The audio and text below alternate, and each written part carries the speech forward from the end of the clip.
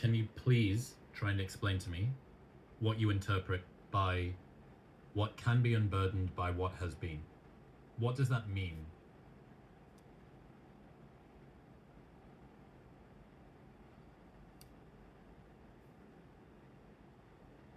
I don't know if I should say. There's a line in Marx where sometimes you hear certain phrases like a world to win. AOC uses the phrase, we have a world to win, which comes from the end of the Communist Manifesto, originally written in German. It was the name. I used to hang out in the Revolutionary Bookstore in Cambridge, Massachusetts with the communists because they print everything in every language. So if you're trying to learn multiple languages, they'll print the same text in all of these languages and you can compare. It basically says you have to wipe out what has been to arrive in the new.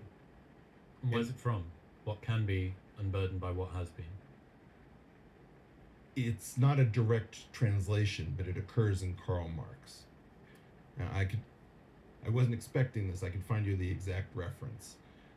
If you think about what Mao had to do to wipe out Chinese history, what Pol Pot had to do, you're trying to wipe out memory because the memory has all of this burden. Why is it important to go after doctors and lawyers and teachers and professors? Because in some sense they are going to resist the new order that you're about to impose. You're looking for a blank slate. So like a tether to the past. Okay, I'm going to tell a story I don't know that I've ever told anyone.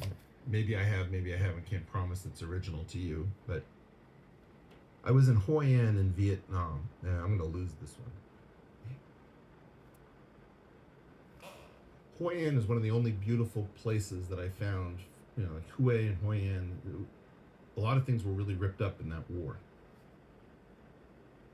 And there is an unbelievable and difficult instrument, which the Vietnamese language is very hard, so I'm going to say it wrong. It would be written as Dan Bao. It's one string and a giant lever, and you pluck the harmonics. And it's supposed to be an intimate instrument. I think sometimes played by the blind, where only the person who's intended is the recipient of the music. Okay.